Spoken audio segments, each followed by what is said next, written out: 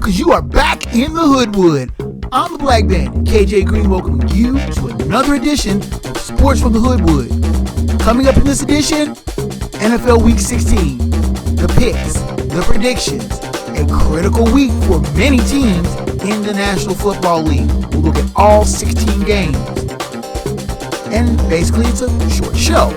So, strap yourself in, buckle your seatbelts, put your crash helmet on, and check out the man Snuffy. New view, new show. It's Sports from the Hoodwood coming at you.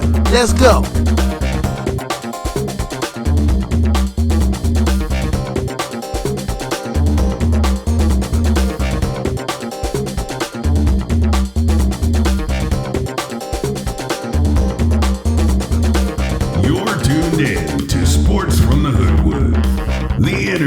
Foremost location for the most honest, unfiltered commentary and insight on the world of sports. Now, once again, here's Hoodwood's hometown hero, KJ Green. Greetings from the Hoodwood, where we're still enjoying Christmas carols, Snuffy's enjoying his new view, and we got to get to Week 16 NFL picks because there are a lot of games to cover and a lot of critical games to look at.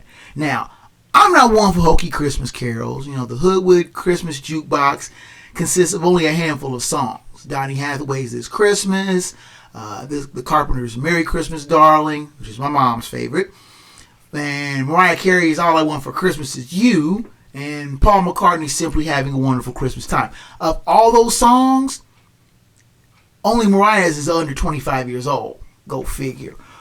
Don't judge my Christmas songs that I like. I like what I like. But from my Hoodwood to whatever hood you're in, please accept my best wishes for a joyous, happy, and safe holiday season, whether it be Hanukkah, Christmas, Kwanzaa, or whatever version of holidays you celebrate. Now, the playoff berths are starting to get spoken for. The Eagles, Cowboys, Vikings, and 49ers have all claimed playoff spots, and the latter two have guaranteed themselves at least one home playoff game as division champions of the North, the Vikings, and the West, 49ers. Now in the AFC, Buffalo has clinched a playoff spot, and the Chiefs wrapped up their 7th straight AFC West championship. Now there are a few possibilities of a Merry Clinchmas this week. See what I did there? For some teams, and the possibilities list where applicable. Now, back in the day, the NFL used to avoid playing on Christmas. They'll avoid it like the plague. After the 1971 divisional round fell on a Sunday, where the Cowboys and Vikings played the early game and the Dolphins and Chiefs played the late game. Now, the NFL did take some heat for the smaller than expected crowd for the former, and the latter going to double overtime, and many feeling that messed up a lot of people's Christmas dinners. Now, the NFL didn't play another game on Christmas until 1989, when they played a Christmas night game between the Bengals and Vikings in Minneapolis on Monday Night Football at the old Metrodome. Now, that game went over pretty well. Me, myself, I remember watching that game as a 17-year-old in a skating rink. But anyway, the NFL had moved its schedule to avoid playing any kind of playoff games on Christmas, because usually the end of the season hit right around Christmas. They went so far as to schedule games on Saturday and Monday. Ironically, the year before, in 1988, the Vikings had played their wild card game on a Monday afternoon, the Monday after Christmas.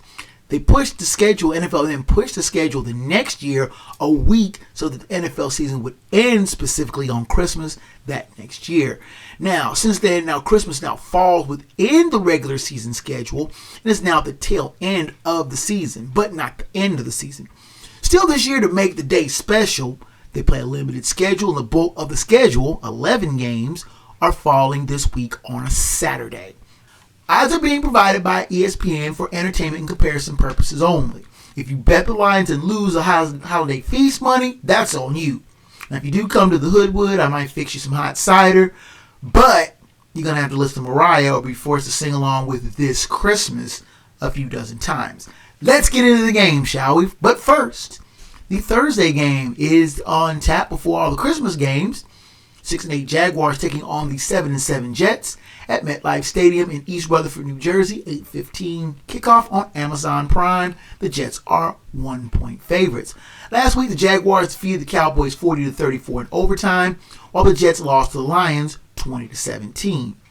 Now, the Jags might be growing up in front of our very eyes. Isn't it lovely? They continue their stunning run of good play with a thrilling win over a good Cowboys team at home and in front of a delirious Jacksonville crowd.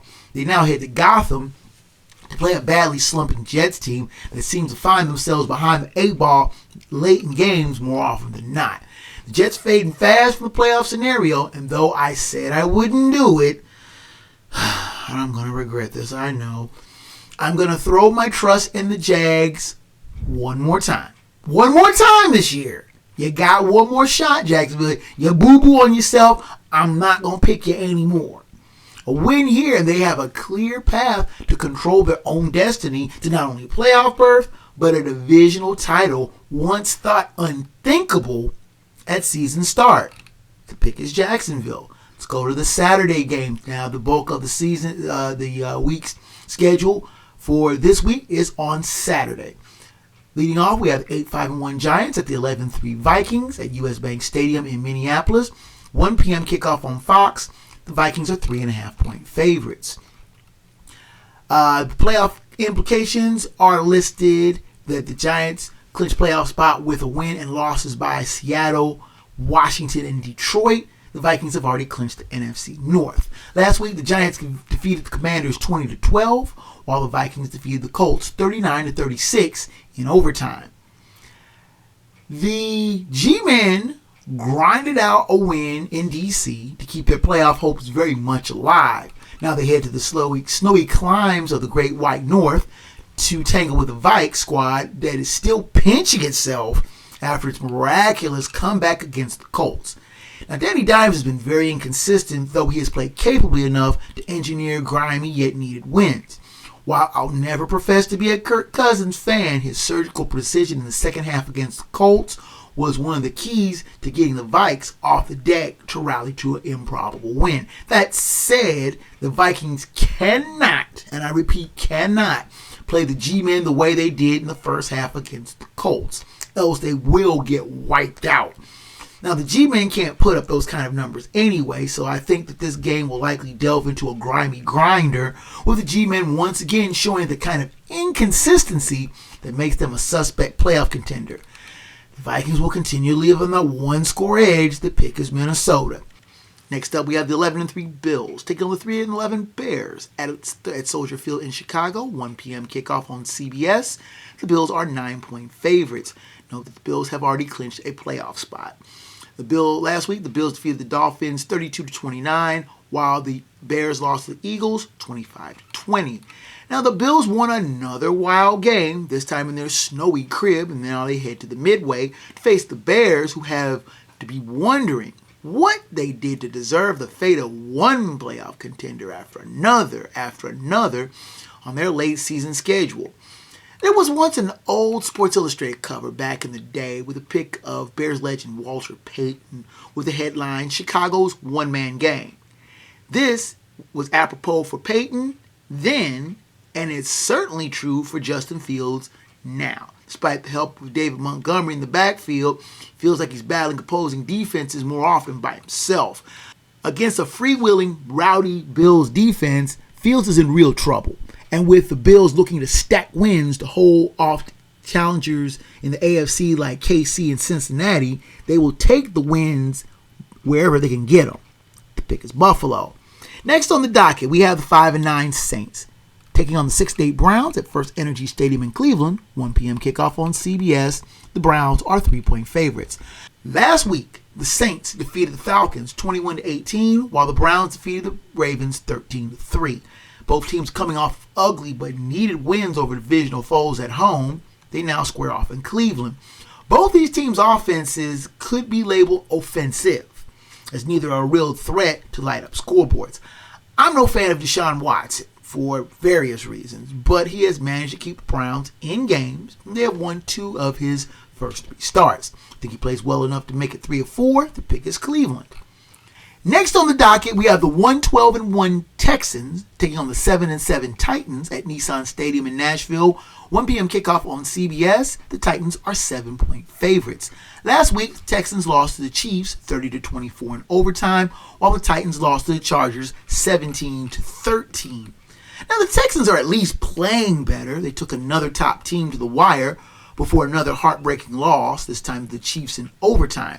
They head to Music City to take on a reeling Titans team that, despite dropping 4 straight, are still all alone in the AFC South lead. How does that work?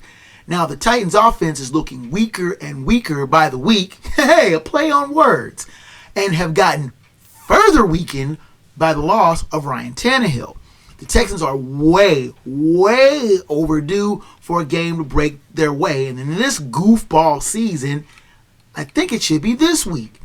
Their offense has played decently enough against 2 of the stronger teams, and I think they steal a win over a fading squad. The pick is Houston. That's the Hoodwood upset of the week. Next on the docket, we have the 7-7 Seahawks taking on the 11-3 Chiefs at GEHA Field at Arrowhead Stadium in Kansas City. 1 p.m. kickoff on CBS. The Chiefs are 9.5-point favorites. Note that the Chiefs have clinched the AFC West. Last week, the Seahawks lost to the 49ers 21-13, while the Chiefs defeated the Texans 30-24 in overtime. The once promising season of the Seahawks is fading badly, with their second loss at home in the span of 4 days took them from contenders of the NFC West crown to fighting for their very playoff lives. They head to Kansas City to face a Chiefs squad that dawdled and doddered around here and there with the woeful Texans and nearly let a supposedly winnable game slip away. That said, this is an interesting matchup between a pair of solid quarterbacks, the irrepressible Patrick Mahomes and the resurgent Geno Smith. The Chiefs have their weaknesses, to be sure, and seem to mind wander at times, but they should be able to outmuscle the reeling Seahawks, who are losing their grip on their one stronghold on a playoff spot. The pick is Kansas City. Next on the docket, we have the 10-4 Bengals taking on the 7-7 Patriots at Gillette Stadium in Foxborough, Mass. 1 p.m. kickoff on CBS. The Bengals are 3.5-point favorites. Last week, the Bengals defeated the Buccaneers 34-23, while the Patriots lost to the Raiders 30-24. Playoff implications here: the Bengals clinch a playoff spot with, or they may have clinched with a Jets loss on Thursday, but they clinch a playoff spot with a win. Now, the Bengals rallied smartly from a 17-point second quarter deficit to win going away in Tampa. Now, they do head to Foxborough to face a Pats team that found the silliest way to lose in Vegas and are finding themselves falling further and further out of an AFC playoff spot. The Bengals, though a bit weakened on defense, are still finding ways to cause havoc and turn turnovers into points. Mac Jones will not be able to sit back and get passing yards against that said defense. Though I don't trust Bill Belichick to try to get a sneaky way to find a win, I still think the Bengals will be able to grind out a tougher win than they really have a right to expect. The pick is Cincinnati. Next on the docket, we have the 7-7 Lions taking on the 5-8 Panthers. Bank of America Stadium in Charlotte. 1 p.m. kickoff on Fox. The Panthers are 2.5-point favorites. Last week, the Lions defeated the Jets 20-17, while the Panthers lost to the Steelers 24-16. Now, the Lions dodged one bullet after another in a scrappy win in Gotham. They now head to the Carolinas to face a Panthers team that is actually in better shape in this divisional race than the Lions are. That said, the Lions have suddenly gelled into a team no one wants to deal with.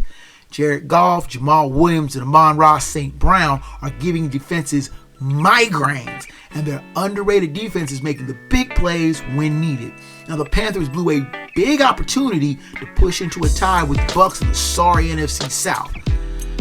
I know I'm going to regret this, but the Lions actually look and play like a better team. For Detroit. Let's take a time out. Come back with the second half of the NFL Week 16 picks. Sports on the Hoodwood rolls on after this. Who can I get to help me? I know, Santa. Hey there, Raj. Are you ready to tell him? Why, yes, Santa, will you help? Of course. So, Russ has been hard at work all year coming up with ideas that he can put together in scripts and movies just for you. And once the holidays are over, we can start shooting movies. Like my new thriller, The Ultimate Delivery, and my new feature film, Don't Mess with Family. And so much more. All coming in 2023. Ha ha ha! Happy holidays from all of us at Holly Tucky Films and Rage Pictures. And be sure to follow us online where we get your social that media. was my Look, line. Santa, we talked about this. You said I'd get the final Look, word. I just want to make sure I'm still getting paid for Look, this. if you don't want a box of coal underneath the tree, you Whoa, better why are honor. you so hostile? Dude, just let him have the last word. Okay, fine. Stay safe and warm this holiday season. Happy? You made the top of the night.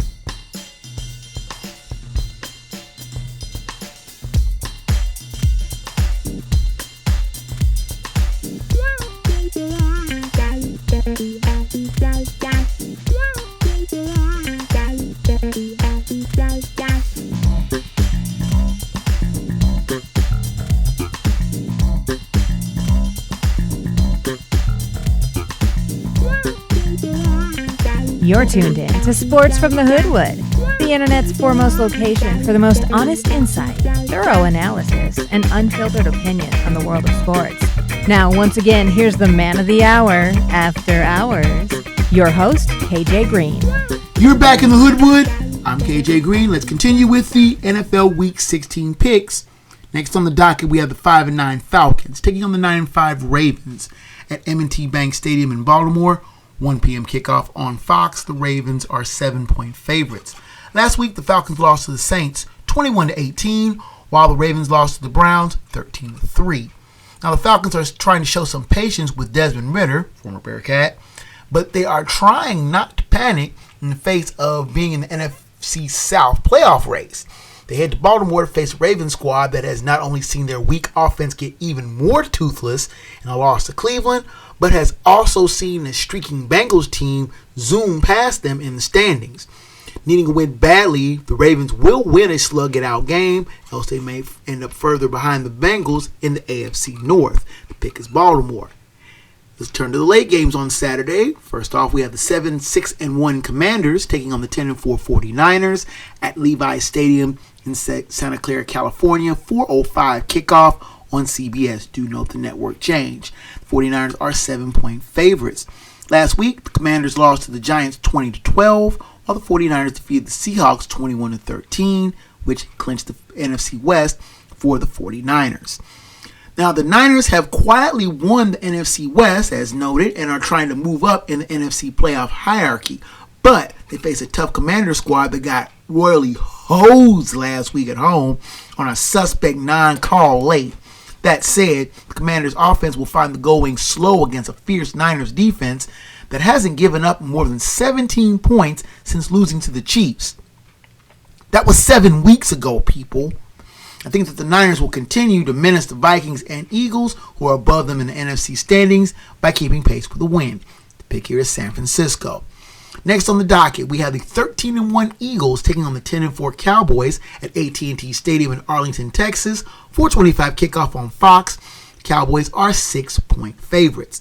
Last week, the Eagles defeated the Bears 25-20, while the Cowboys lost to the Jaguars 40-34 in overtime.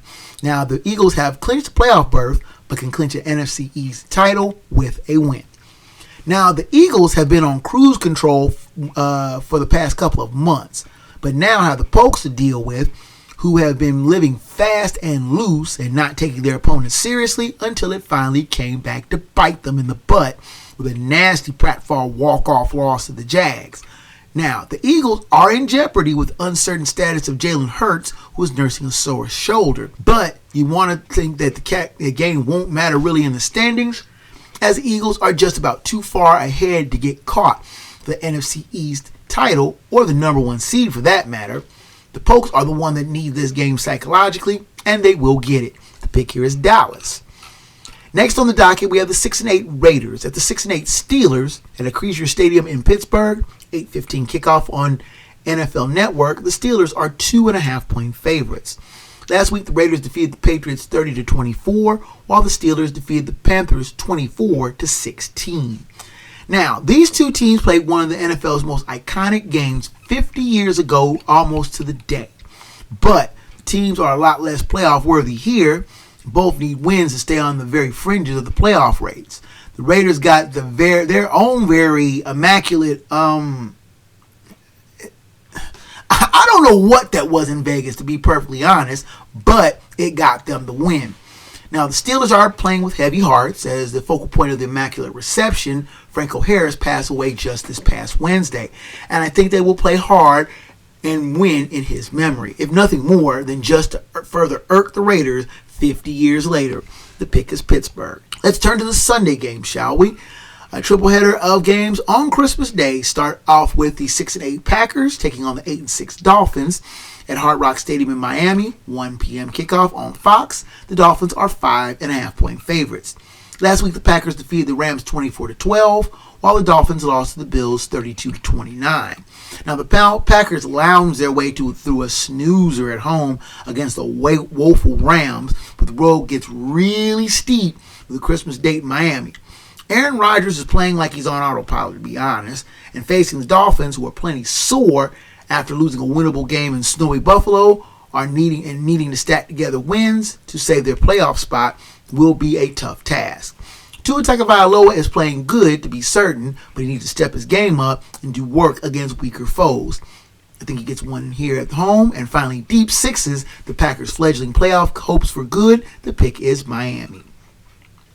Next, we have the 4-10 Broncos taking on the 4-10 Rams at SoFi Stadium in Inglewood, California. 4:30 kickoff on CBS. The Broncos are 1-point favorites. Last week, the Broncos defeated the Cardinals 24-15, while the Rams lost to the Packers 24-12. Now, you know CBS feels like they got a lump of coal with this dud of a game on Christmas. The Broncos finally got a win, but that was over a team that's even more inept than they are. If Baker Mayfield faces a real defense, he's in trouble. Now, the Broncos' offense is putrid, but guess what? Their defense is fairly strong and has kept them in a lot of games. I think that'll get them a win on the road. The pick here is Denver. The last Sunday game is the 6-8 Buccaneers taking on the 4-10 Cardinals at State Farm Stadium in Glendale, Arizona. 8:20 kickoff on NBC. The Buccaneers are 4.5-point favorites. Last week, the Buccaneers lost to the Bengals 34-23, while the Cardinals lost to the Broncos 24-15. Now, the Bucs walked tall in the first half, hosting the Bengals last week, only to trip badly under a withering defense and crumble under a 34-point second-half bum rush. They head to the desert to face the Cardinals team that is trying to limp its way to a merciful finish. Trace McSorley gets his first start of his NFL career against a tough Bucs defense. Good luck. I'm trying to figure out how a team that has oodles of talent like the Cardinals has such a Cardinal record. It doesn't really matter. The Bucs are marginally better, and they need this win to stay in front of their super weak division. The pick is Tampa Bay. Finally, we have the Monday night game, which has the 8-6 Chargers taking on the 4-9-1 Colts at Lucas Oil Stadium in Indianapolis. 8:15 kickoff on ESPN. The Chargers are 4-point favorites. Now, the Chargers can clinch a playoff berth if the Jets, Pats, and Raiders have all lost. So the Colts are reeling. That's putting it nicely. After another second-half meltdown, this one of historical proportions, in a stunning 33-point collapse against the Vikings, which led many to ponder if interim coach Jeff Saturday would even keep his job to finish the season. Now they head home to face a surging Charger team that's closing fast on a playoff spot. I don't think that the Colts will win another game this year, and the Chargers are more than happy to take a win off their hands. The pick here is the Los Angeles Chargers. It's the Hoodwood Lock of the Week. You thought I forgot, didn't you? And there you have it. Last week, I was 8-8. Lock and upset both correct. Overall, 131, 90-2, 11-4 on the locks, and 8-7 on the upsets. Now, with the music coming up in the background, you know that means that your time here in the Hoodwood is just about done. And I thank you so much for your visit. We'll have more shows coming up this week. Now, of course, show email is kjgreen@sportsfromthehoodwood.com. Please send me emails regarding show topics, questions, comments on the show, and both praise and criticism. I welcome your correspondence, and I'll try to get back to you as soon as possible. The show website is sportsfromthehoodwood.com, which we have a back catalog of the show, both audio and video forms. The show has its own Facebook page now, Sports from the Hoodwood. Imagine that name. They have the podcast video there, as well as on YouTube. The link to the podcast on the show is also on the Twitter feed, which is @Hoodwood Sports. Audio version is on Spotify, Amazon Music, Stitcher, iMusic, and other fine podcast platforms. If the Hoodwood is not on your favorite, drop me a line and I'll see what I can do to get it there. Special thanks as always to Rage Pictures for providing production to the show. And that's it for the Hoodwood today. Until next time, fellow sports fans, I'm KJ Green, 30. Sports from the Hoodwood is a Black Bandit Productions and Enterprises presentation of a 551 Audio and Films production.